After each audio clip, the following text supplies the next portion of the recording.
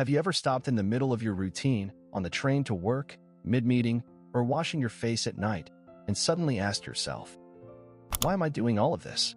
Not in a dramatic, crisis-filled way, but in that quiet, hollow, deeply human way that unsettles you. You wake up, go to work, eat, sleep, repeat. Monday to Saturday, over and over again. At first, it makes sense. That's just how life goes, right? But then one day, the question hits you. Why? Albert Camus, one of the most powerful existential thinkers of the 20th century, said that this moment of questioning, this sudden emotional fatigue of existence, is the beginning of true awareness. He described it as, weariness comes at the end of the acts of a mechanical life, but at the same time it inaugurates the impulse of consciousness. That, Camus believed, is the beginning of philosophy. Not in the classroom, not in books, but in the quiet crisis you feel when life no longer feels like living, just surviving. Centuries ago, religion gave people an answer. Life had meaning because God gave it meaning. Even when life was painful, faith gave people a framework. But in the modern age, that structure has started to collapse. Science gave us Darwin.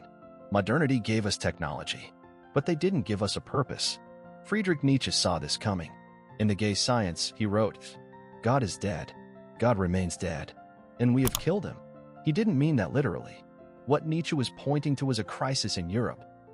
The collective belief in a higher meaning, God, purpose, morality, was collapsing. And the terrifying replacement? Nihilism. When we no longer believe in something greater than ourselves, then nothing matters. Not truth, not morals, not life itself. And that is the danger. In Camus' world, perhaps no image is more iconic than that of Sisyphus, the man condemned by the gods to roll a massive boulder up a hill, only for it to fall back down every time he reaches the top. Over and over again. Forever. Sound familiar? Maybe you feel it too, waking up every day to do the same routine. Commute, work, eat, reply to emails, sleep, repeat. It's as if you're pushing your own metaphorical boulder, day after day, without any real change or reward. Many would call this meaningless. But Camus flips the entire story on its head. He declares, we must imagine Sisyphus happy. This line is shocking because it violates our default assumption that happiness only comes from achievement or conclusion. Camus argues instead that happiness lies in awareness, in the act itself, not the result. The absurd hero knows the game is rigged. He knows the rock will fall again. And yet, he still pushes. That is defiance. Camus outlines 3 ways people respond when they realize the absurdity of life, that nothing we do has any final meaning, and the universe remains eerily silent to our cries for purpose. Blind belief. Many people, when confronted with the void, throw themselves into religion or ideology without question. They find comfort in a belief system, not because it's true, but because it gives them something to cling to. Camus called this philosophical suicide. It's not a real answer, just a convenient escape from the discomfort of unknowing. Physical suicide. Some go further and decide life is simply not worth living. If nothing matters, why go on? Camus fiercely opposed this. He argued that suicide is not a solution. It doesn't answer the question of life's meaning, it just removes the questioner. Life may be painful, yes, but it is also irreplaceable. Once gone, the opportunity to create meaning, no matter how small, is gone too. Absurdism. Camus' path. He chooses to stay awake within the absurd, to abandon the search for ultimate answers, to live instead by 5 radically freeing phrases. Who cares? Doesn't matter. Why worry? Why not? So what? These aren't lazy throwaways. They're shields, psychological armor against despair. They represent the birth of inner freedom, a refusal to be enslaved by the demand for life to make sense. And this isn't just philosophy. Modern psychology supports it too. A 2022 study published in Frontiers in Behavioral Neuroscience found that individuals who embrace uncertainty, rather than fight it, experience higher emotional resilience and subjective well-being. In other words, once you stop demanding meaning, you can finally begin living. Let's ground this in a real-world example. Imagine a young painter suffering from a chronic illness. He knows his life might be shorter than most. He's not famous. His art might never be seen by the world. But still, he paints. Not for recognition, but because it brings him alive. He once said, "I'm not painting for the future. I'm painting for the moment I'm in." This is the very heart of absurdism. Knowing the stone will fall and still pushing it. Now think of yourself. Maybe life for you isn't a canvas, but an endless inbox. Maybe your boulder is a job that drains you, or a relationship that feels stuck, or a version of yourself that no longer fits. Absurdism doesn't ask you to fix it. It invites you to wake up inside it, to say, so what? Let's keep going. Let's see what happens.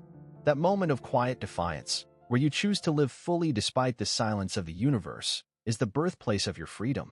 When Camus wrote The Myth of Sisyphus, he wasn't just crafting a philosophy, he was offering a rebellion. A rebellion against despair, against blind hope, against giving up.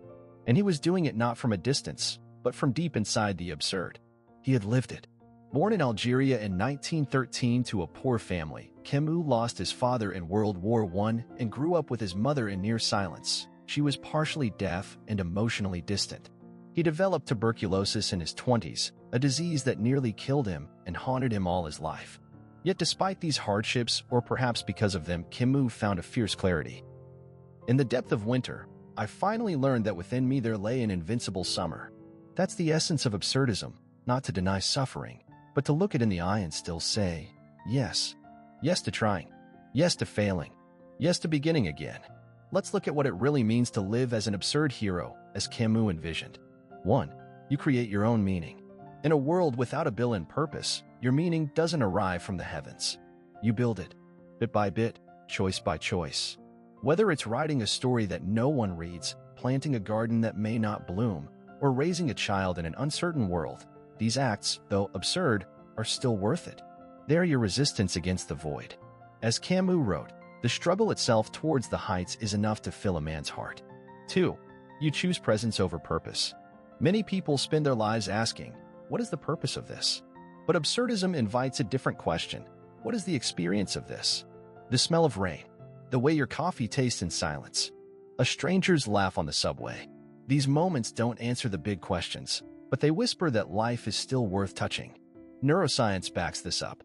Studies in the Journal of Positive Psychology show that people who practice present moment awareness, not future goals, report higher life satisfaction and lower anxiety.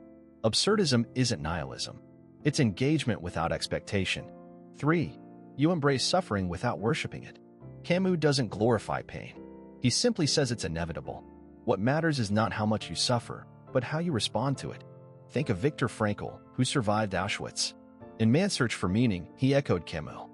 When we are no longer able to change a situation, we are challenged to change ourselves. You don't have to be a hero, but you can become someone who refuses to be broken by the absurd. That's power. Let's say you're working a soul-crushing job. You dread Mondays. You feel like you're stuck in a loop. Absurdism wouldn't tell you to quit recklessly or just follow your passion. It would say, see the absurdity of the loop. Laugh at it.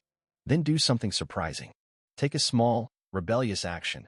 Wake up 30 minutes earlier and start writing that novel. Pick up your guitar again. Learn how to code. Ask a question at work you're afraid to ask. Speak your mind in a relationship. Not to fix anything, but to feel alive again. You're not waiting for meaning to arrive. You're choosing it, moment by moment. Camus' final gift, joy without justification. Perhaps the most radical idea Camus left us with is this. You don't need a reason to be happy. Not everything has to add up. Not every act needs to be part of some grand plan. You can dance in your living room on a Tuesday night. You can sit in silence with someone you love. You can cry without understanding why. You can laugh in the middle of chaos. And it will still count. It will still matter. Because you're here. In a world that makes no promises, your courage to live anyway, to push your boulder, to sing into the void, to find beauty in the struggle, is everything. That's the absurd hero. That's you.